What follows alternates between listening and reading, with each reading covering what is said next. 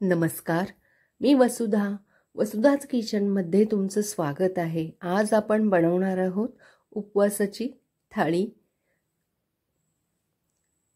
तर या उपवासाच्या थाळीमध्ये आज आपण काय काय करायचे तर ते एक एक पदार्थ आपण आता बघूया। प्रथम आपण करणार आहोत खिचडी। हे साबुदाणे आदल्या रात्री मी भिजत घातले होते। तेल, शेंगदाण्याचा कूट, ओले खोबरे, उकडलेला बटाटा, मीठ, जिरे, मिरची,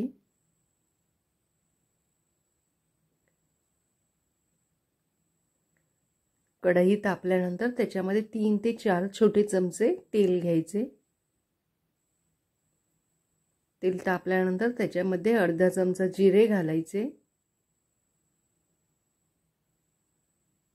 जिरे चांगले फुलले की त्याच्यामध्ये 3 मिरच्या बारीक कापून घालायच्या। मिरची थोडी परतल्यानंतर त्याच्यामध्ये साबुदाणे घालायचे आहेत।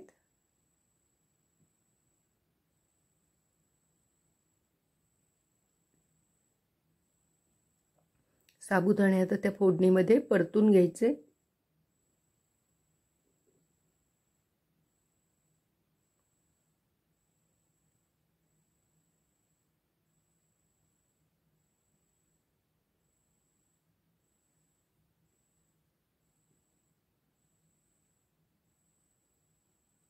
गॅस बारीकच ठेवायचा आहे।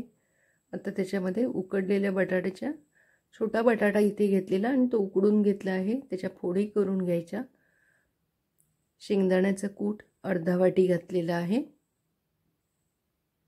पुन्हा हे सगळं मिक्स करायचं आहे।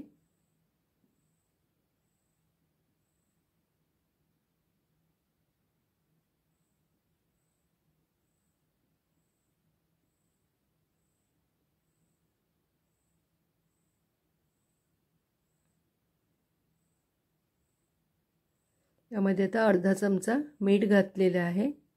हवी असेल तर साखर घालू शकता तुम्ही। चिमूटभर साखर घालायची। पुन्हा हे सगळं मिक्स करून घ्यायचं।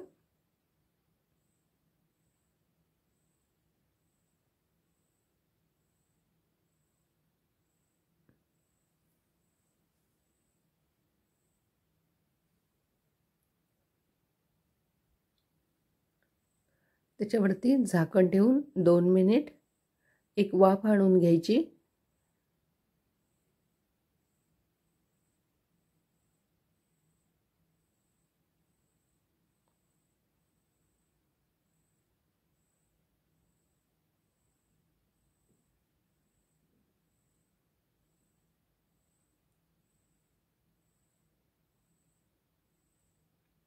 आणि आता यामध्ये आपल्याला थोडेसे ओले खोबरे घालायचे आहे।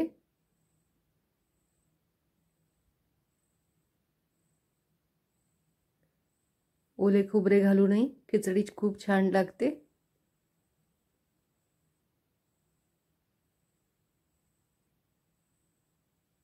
काही ठिकाणी ओले खोबरं नाही वापरत, फक्त शेंगदाण्याचा कूट वापरतात। अशा तऱ्हेने ही आपली खिचडी तयार झालेली आहे। आता करूया वरीचा भात। हे तांदूळ प्रथम भिजत ठेवलेले आहेत 10 मिनिट। स्वच्छ प्रथम धुवून घेतलेले आहेत आणि ते भिजत ठेवलेले आहेत। याच्यासाठी आता तेल, जिरे, मीठ आणि हिरवी मिरची, एक जाड बुडाचं भांडं घ्यायचं आहे। त्याच्यामध्ये छोटे 2 चमचे तेल घालायचे।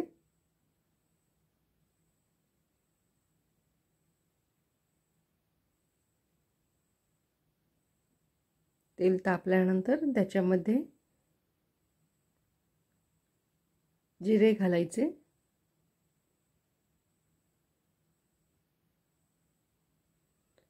आणि 2 मिरच्या बारीक कट करून घालायच्या। आता याच्यावर जे धुतलेले तांदूळ होते वरीचे ते आपल्याला घालायचे आहेत।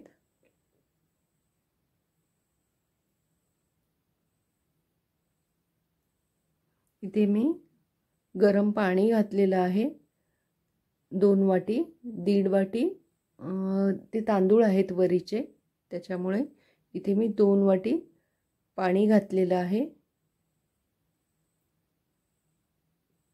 आणि आता या पाणी थोडंसं गरम झालं म्हणजे उकळी आली त्या पाण्याला की त्यामध्ये वरीचे तांदूळ त्याच्यामध्ये घालायचे. अर्धा चमचा मीठ घालायचं आहे.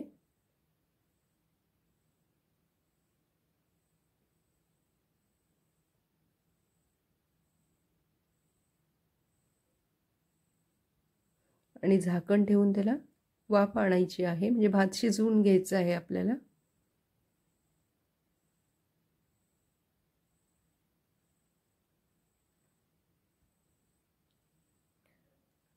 मध्येच एकदा झाकण उघडून बघायचं आहे. काही वेळेला खालून भात लागतो, त्यामुळे पुन्हा एकदा सगळं ते व्यवस्थित मिक्स करून घ्यायचं आणि पुन्हा हवं असेल तर वाफ देऊन घ्यायची एक.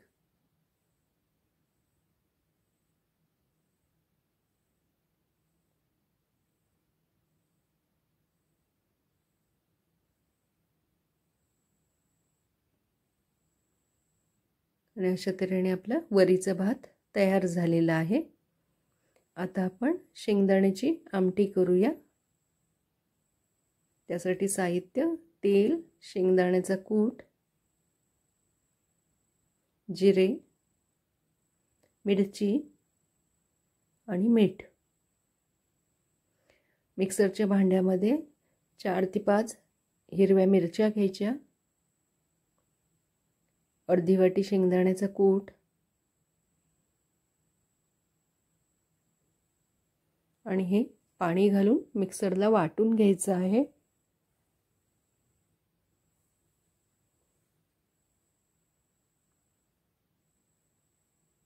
आता एका भांड्यामध्ये 2 ते 3 चमचे छोटे तेल घ्यायचं आहे.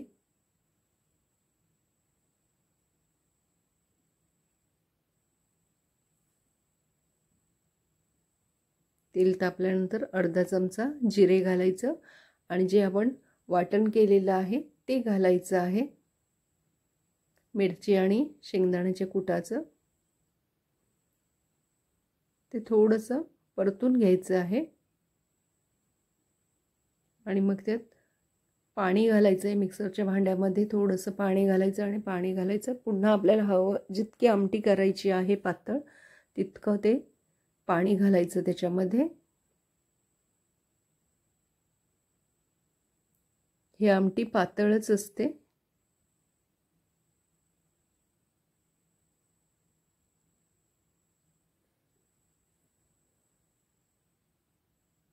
त्याच्यामध्ये आता पाव चमचा मीठ घालायचे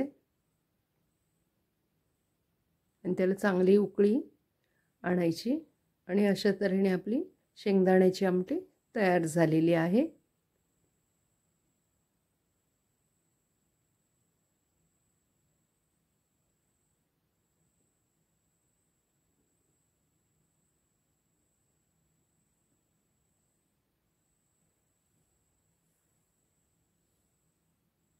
आता आपण पुढचे साहित्य बघूया. कुरम्याचे: बटाटा, शेंगदाण्याचं कूट, गाजर, खोबरं, जिरे, आलं, मीठ, तेल. मिक्सरच्या भांड्यामध्ये शेंगदाण्याचा कूट घ्यायचा,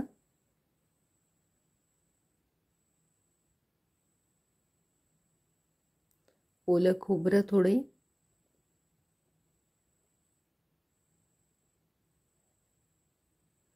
आल्याचे 2 ते 3 तुकडे,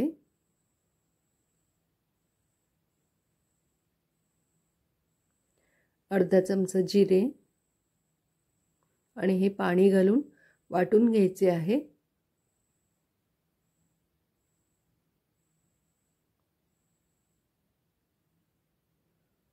आता एका कढईमध्ये 3 चमचे ते 4 छोटे चमचे तेल घ्यायचे. तेल तापल्यानंतर जे आपण वाटण वाटून घेतलेले आहे ते घालायचे आहे.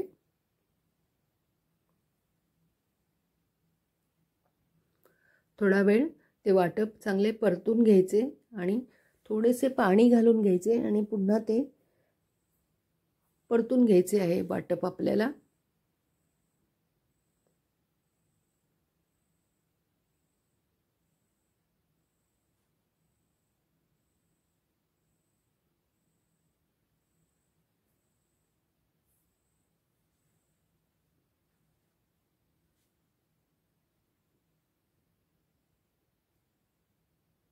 आता याच्यामध्ये आपल्याला मिरची पूड घालायची आहे.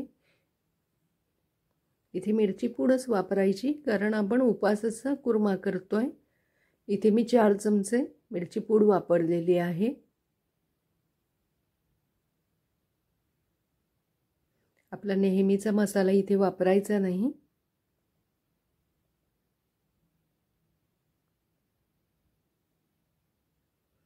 आता याच्यामध्ये एका गाजराचे तुकडे टाकलेले आहेत.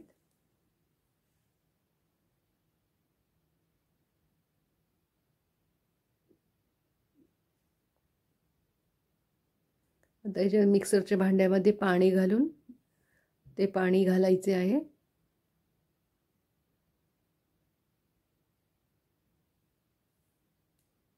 पुन्हा आणि 1 ते 1.5 पेला मी पाणी ह्यामध्ये घालते.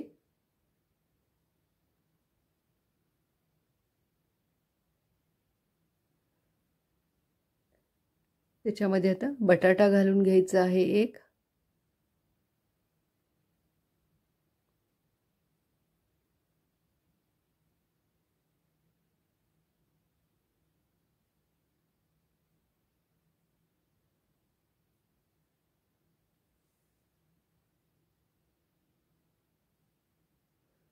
अर्धा चमचा मीठ घालायचे आहे.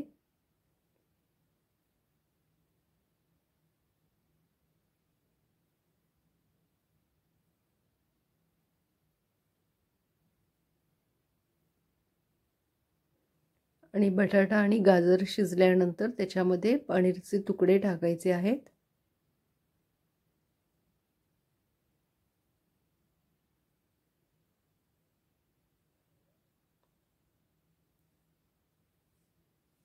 आणि अशा तऱ्हेने आपला कुर्मा उपवासाचा तयार झालेला आहे. वरून थोडी कोथिंबीर घालायची.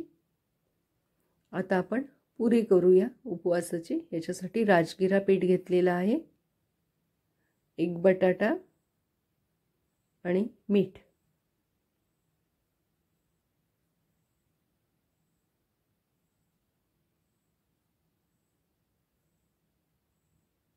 इथे मी 1.5 वाटी राजगिरा पीठ घेतलेलं आहे.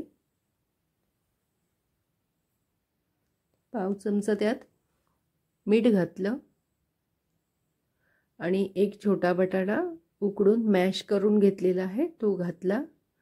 प्रथम ह्या बटाट्याच्या ओलसरपणामध्येच ते पीठ जितकं भिजेल तितकं भिजवून घ्यायचं आहे आणि नंतर मग पाणी जसं लागेल तसं वापरायचं आहे.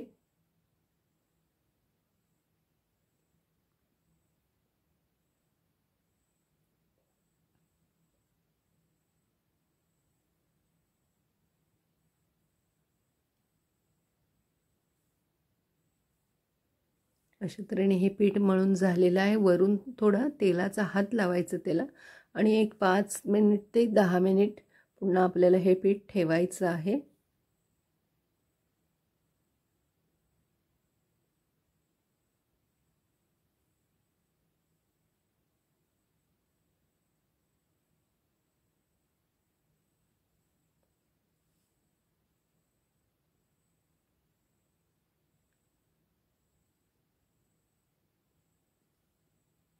आता आपल्याला पुऱ्या लाटून घ्यायच्या आहेत. छोटे छोटे गोळे करून घ्यायचे आहेत. राजगिराचे पीठ आपण मळलेलं होतं त्याच पिठा लावण्यासाठी तोच पीठ घ्यायचा आहे आपल्याला.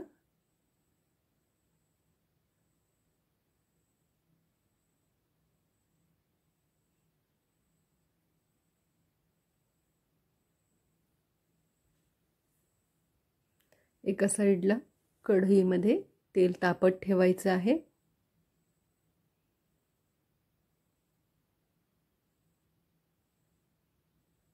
अशा तऱ्हेने दुसऱ्या पण आपण पुरी करून घेऊया.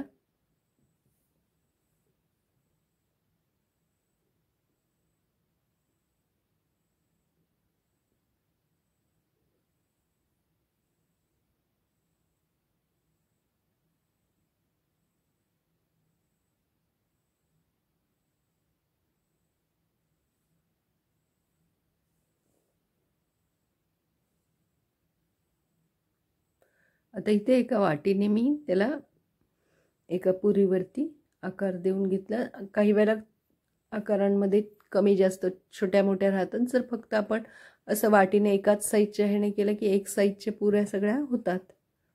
तर तसंही आपण करू शकतो, नाही केलं तरी चालतं।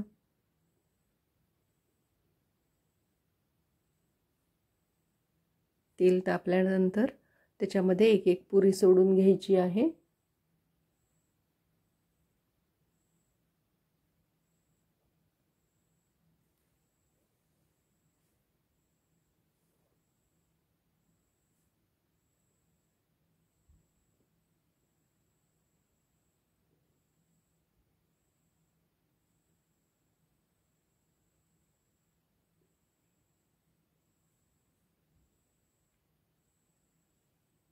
मस्त फुलल्या आहेत पुऱ्या।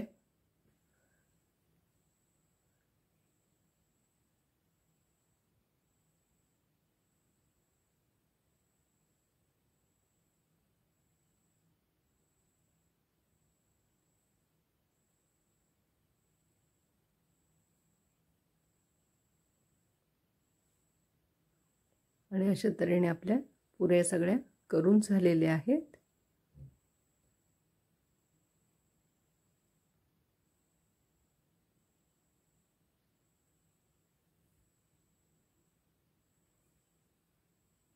आता हे सगळे जे केलेले उपवासाचे पदार्थ आहेत ते आपण ताटामध्ये मांडून घेऊया। तर प्रथम पुरी वाढूया।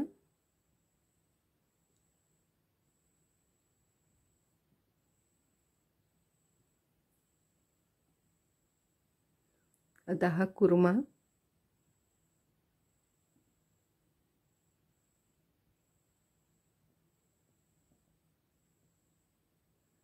ही शेंगदाण्याची आमटी आहे, खिचडी,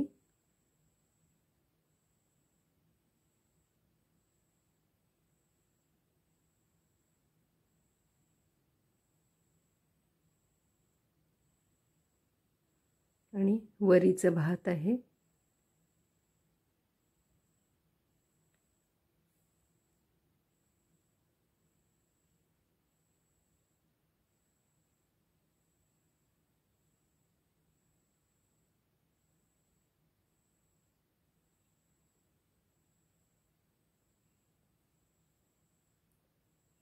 त्याच्यावरती थोडंसं दही घातलेलं आहे, लिंबू,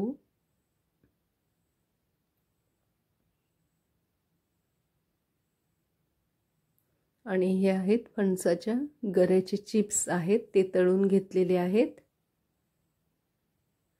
आणि ही तुम्हाला उपवासाची थाळी आवडली असेल तर व्हिडिओला लाईक आणि शेअर करा, वसुधाच किचनला सबस्क्राईब करा।